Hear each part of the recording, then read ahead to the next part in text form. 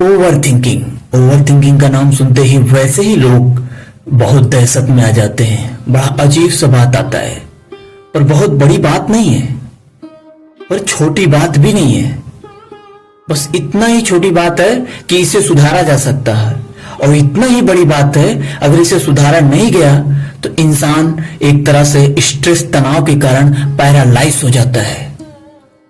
Paralyse वो बीमारी होता है जीता जागता इंसान जिंदा तो होता है पर खुद के काबू में नहीं होता, खुद से कुछ नहीं कर सकता। मतलब उसे कोई और चला सकता है। किसी तरीके से किसी भी लाइन में वो रिस्पांस अच्छा नहीं दे सकता, ना ही अपने फैमिली में, ना ही अपने बिजनेस में, ना ही अपने हेल्थ के प्रति। किसी भी लाइन में वो रिस्पांस अच्छा नहीं दे सकता। स्ट्रेस इतनी बड़ी, ओवर थिंकिंग इतनी बड़ी बीमारी है कि जिसे लिखाना बहुत ज्यादा जरूरी है। राइट अंडरस्टैंडिंग से इसे लिखाला जा सकता है। कैसे निकालना है, आइए इस वीडियो में आपको धीरे धीरे मैं एक एक करके सब चीज बताऊंगा। आई होप आपको यह वीडियो पसंद आएगा। मन चंचलम। मन इतना ज्यादा चंचल है जिसे रोकना बहुत मुश्किल का काम है। मतलब एक चक्कर आप पानी को रोक सकते हो, हवा को रोकने की कोशिश कर सकते हो, लेकिन मन को रोकना असंभव है। और सबसे बड़ी बात यह है कि इसे रोका जा सकता है, पर कैसे यह आपको मालूम चलेगा। वैसे स्ट्रेस का, तनाव का, ओवर थिंकिंग का 5 मुख्य कारण है। अगर ये 5 कारणों को आप सुधार लिए तो आप खुद ही ओवर थिंकिंग के से बाहर निकल जाओगे। 5 मुख्य कारण है। इसका पहले 5 मुख्य कारण सुनिए। पहला चीज, अंदर ही अंदर फ्रीडम होना। लोगों को दिखाने की दुनिया में आप बहुत व्यस्त हो, लेकिन सच में अंदर ही अंदर बहुत आपके अंदर फ्रीडम है। इसी वजह से आप ज्यादा सोचने को आपको टाइम मिलता है। दूसरी चीज, आप अपने जीवन में व्यस्त नहीं हो, बिजी नहीं हो। जितने लोग व्यस्त रहते हैं उन्हें सोचने का मौका नहीं मिलता। सोचने का मौका उन्हीं को मिलता है जो व्यस्त नहीं है। ओवर थिंकिंग वही करते हैं जो अपने लाइफ से फ्रीडम होते हैं। तीसरी चीज, आलस करना है।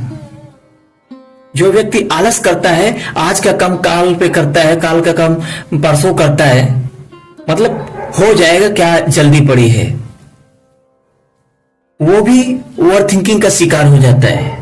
चौथा चीज, आज का काम जो कल पे टालते हैं ना, वो सेल्फ डिसिप्लिन रखते ही नहीं। जिनके अंदर सेल्फ डिसिप्लिन नहीं है वो कुछ भी नहीं कर पाते, किसी भी लाइन में अच्छा परफॉर्मेंस दे ही नहीं सकते, ओवर थिंकिंग से निकल ही नहीं सकते, चाहे लाख कोशिश कर ले। सेल्फ डिसिप्लिन बहुत ज्यादा जरूरी है।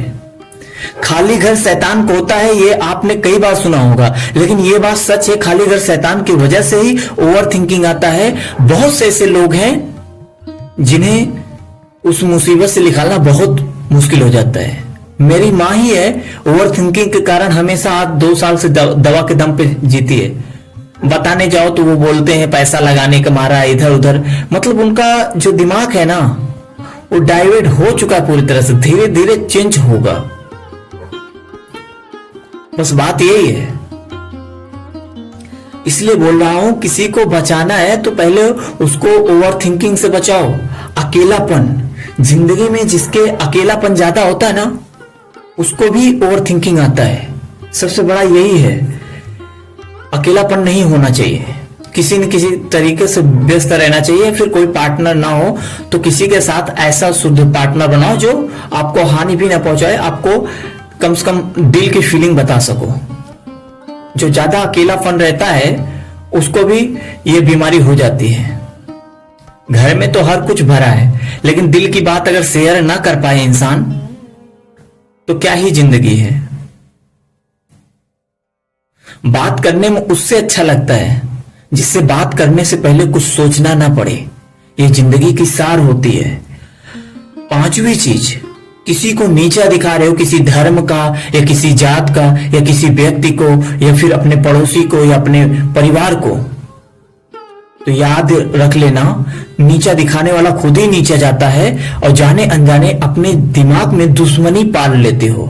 और वो दुश्मनी सामने वाले को कम असर करता है, जब तक उसके ऊपर वार नहीं करोगे तब तक असर नहीं करेगा, लेकिन उससे लाख गुना ज्यादा आप पे असर करेगा, क्योंकि आप अपने अंदर उससे ज्यादा ड्रीम बना रहे हो, कैसे मारना है, कैसे नीचे दिखाना, क्या क्या करना है, पूरा स्ट्रक्चर बना लिए हो। जितना लोग दूसरों को मारने के लिए, नीचे दिखाने के लिए पूरा मैप तैयार करते हैं, उतना अगर मैप अपने जीवन को सुधारने के लिए कर दें तो जीवन कहां से कहां पहुंच जाए। सिर्फ इतना ही फर्क है। लोग जितना नीचे दिखाने के लिए, दूसरों को हड़पने के लिए जमीन को दिमाग लगाते हैं, उतना अपने करियर के प्रति कभी नहीं लगाते हो, अपने बच्चों को सुधारने के प्रति कभी नहीं लगाते हो। अच्छा, इसे समझना है तो पहले प्रकृति को भी समझ लो। प्रकृति कैसे काम करता है, आकर्षण का काम कैसे करता है, लॉ ऑफ अट्रैक्शन कैसे काम करता है, थोड़ा सा एक झलक इसको भी समझ लो। आकर्षण का काम कैसे काम करता है, आप जो बोओगे वही काटोगे। और प्रकृति का नेचर क्या कहता है, प्रकृति यही कहता है आप प्रकृति को मत सुधारो, प्रकृति सुधरा ही हुआ है, आप अपने आप को सुधारो, अपने शब्दों पे कंट्रोल करो। साफ सी बात है, अगर आप पत्थर फेंकोगे तो पत्थर ही जाएगा, लेकिन पत्थर को रिटर्न पकड़ नहीं सकते। वैसे ही आप अपने जीवन को सुधारने की कोशिश करो। अगर आम का पेड़ लगाओगे तो आम का फल मिलेगा, फूल का पेड़ लगाओगे तो फूल मिलेगा। आप दूसरे की जिंदगी में आप तनाव पैदा कर रहे हो तो आपकी जिंदगी में तनाव पैदा होगा, आज नहीं तो कल, ये तो डेफिनेटली है। इसलिए प्रकृति को समझो, प्रकृति गैर नहीं है, प्रकृति जो भी करता है अच्छा ही करता है।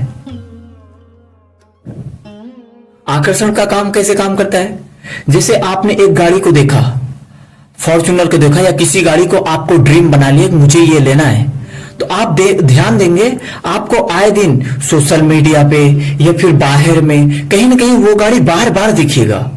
ऐसा क्यों होता है, ये कोई वो नहीं है, ये सिर्फ आपने अपने दिमाग में बैठाया उस पिक्चर को, इस वजह से आपको दिख रहा है। वो गाड़ी तो पहले भी थी, लेकिन जब तक आपका ड्रीम नहीं बना था, आपको लेना नहीं था, आपको उसके बारे में सोचते नहीं थे, वो दिखता नहीं था। गाड़ी तो हमेशा थी, बस यही फर्क है।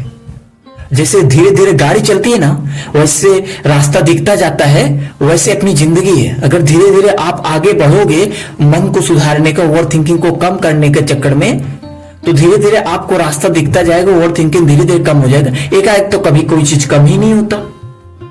और सबसे बड़ी बात ये जान लो, ओवर थिंकिंग को, थॉट को रोका नहीं जा सकता। सबसे बड़ी बात यही है, इसे रोका नहीं जा सकता। रोका इसे इसलिए नहीं जा सकता क्योंकि इसे जितना रोकने जाओगे, मन को जितना रोकने जाओगे उतना और भागता है। ये मन को सिर्फ कन्वर्ट किया जा सकता है, डाइवर्ट किया जा सकता है, किसी और चीज में बदला जा सकता है। जैसे आपके अंदर सेक्स के प्रति उत्तेजना हो रही है, तो उस दर पे किसी भक्ति चीज को याद कर लो, बार बार किसी भगवान का नाम लेना चालू कर दो, या फिर कहीं ऐसे दर पे लगा लो दिमाग जो तुरंत डाइवर्ट हो जाए, तो आपका सेक्स का पॉइंट रुक जाता है। वैसे ही अपना दिमाग है, अगर अपने दिमाग को रोकना है तो सबसे पहले अपने दिमाग को कन्वर्ट करना सीखना पड़ेगा।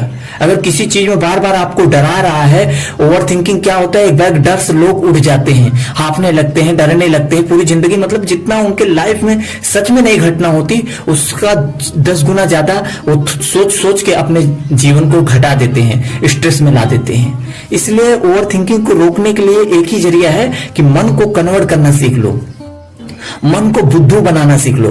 मन आपको चूतिया बनाता है ना, आप मन को चूतिया बनाना सीख लो, आप जीत जाएंगे ओवर थिंकिंग से। जैसे ट्रेन अगर 200 की रफ्तार में चलना चालू कर दिया है, क्या ब्रेक मारने से तुरंत रुक जाएगी?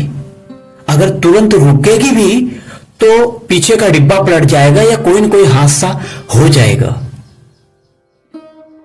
एक बाइक ट्रेन नहीं रुक सकती तो आपकी मन कैसे रुक सकती है?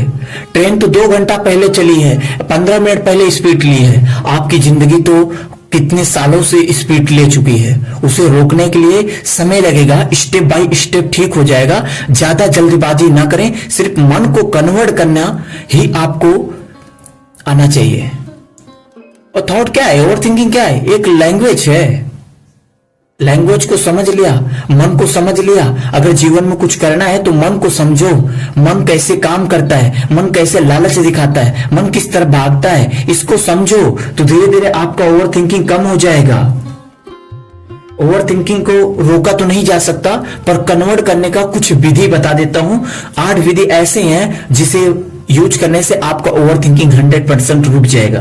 पहला चीज, अपने दिमाग में वही बोलो, वही सोचो जो आपकी यूज का हो। आपके मन में ही बोलना। आप भले मुंह से कुछ ना बोलो, लेकिन मन में जो सोच रहे हो वो थिंकिंग कर रहे हो, वही मन में बोलना होता है। जरूरी चीज को ही, दूसरी चीज, जरूरी चीज को ही सोचो। तीसरी चीज, राइट थिंकिंग करना चाहिए। जो जरूरी है वही सोचो और उसके सिवा कुछ मत सोचो। अगर ज्यादा सोचोगे तो ज्यादा आप विचलित होगे। चौथी चीज, अपने दिमाग को कंट्रोल करना सीख लो। अपने मन को कंट्रोल करना सीख लो। मन को कंट्रोल करना नहीं सीखोगे तो आप कंट्रोल हो ही नहीं सकते। सेल्फ डिसिप्लिन लाओ अपने मन के अंदर, अपने आप के अंदर। पांचवी चीज, मेडिटेशन। मेडिटेशन का मतलब ये नहीं है कि आप बस बैठ गए, ओम का जाप कर रहे या कुछ भी कर रहे हो तो इसका मतलब ये नहीं कि मेडिटेशन हो रहा है। नहीं, मेडिटेशन का मतलब यह है, अगर मंत्र उच्चारण कर रहे हो तो मंत्र के सिवा कुछ ना दिखाई दे, ना सुनाई दे, ना उसके बारे में सोचो। अगर सिर्फ मेडिटेशन कर रहे हो तो मेडिटेशन करते वक्त कोई भी बोल, कोई भी शब्द, कोई भी लैंग्वेज, आपके मन में कोई भी थॉट आना ही नहीं चाहिए। अगर आ रहा है उसे बार बार रोकने की कोशिश करो। धीरे धीरे रोकते रोकते रुक जाएगा। जैसे एक एक पत्थर उठाते उठाते पूरा घर बन जाता है, एक एक ईंट जोड़ते जोड़ते, वैसे आपका मन भी रुक जाएगा, ओवर थिंकिंग रुक जाएगा। इसलिए मन को जब भी मेडिटेशन करें तो मन में कोई भी शब्द नहीं चलना चाहिए। पांचवी चीज, अपने आप को हमेशा व्यस्त रखें। जो खाली रहता है उसी को सोचने को टाइम मिलता है। सातवीं चीज, अपने दिमाग को कन्वर्ट करना ही सीखना पड़ेगा। अपने मन पे कंट्रोल करना सीखना पड़ेगा। आठवीं चीज, अपने मन को चूतिया बनाना सीख लो। अगर मन आपको चूतिया बना रहा है तो मन को भी आप चूतिया बना सकते हो। उसके लिए कुछ करने की जरूरत नहीं है, बस सही अंडरस्टैंडिंग की जरूरत है, सही थिंकिंग की जरूरत है। सही दर पे दिमाग को कन्वर्ट करना सीख लो। हाँ, फिर से ये चीज बोल दे रहा हूं कि बार बार आप उसे रोकने की कोशिश ना करें जबरदस्ती, बस उसे कन्वर्ट करने की कोशिश करें। मन को रोका नहीं जा सकता, सिर्फ कन्वर्ट किया जा सकता है। ब्रह्मचर्य में भी यही सिखाया जाता है कि मन को रोका नहीं जा सकता, लेकिन कन्वर्ट किया जा सकता है। इसी के दम पे ब्रह्मचर्य भी होता है। इसलिए आपको बोलना चाहूंगा कि आप ओवर थिंकिंग को कम करने के लिए सबसे पहले मेडिटेशन की तरफ जाएं या फिर अपने दिमाग को डाइवर्ट करना सीख लें। जय हिंद, वंदे मातरम। आप सुन रहे थे डी सुरेंद्र मोटिवेशनल वीडियो। अगर यह वीडियो आपको पसंद आया हो तो प्लीज लाइक, सब्सक्राइब, शेयर।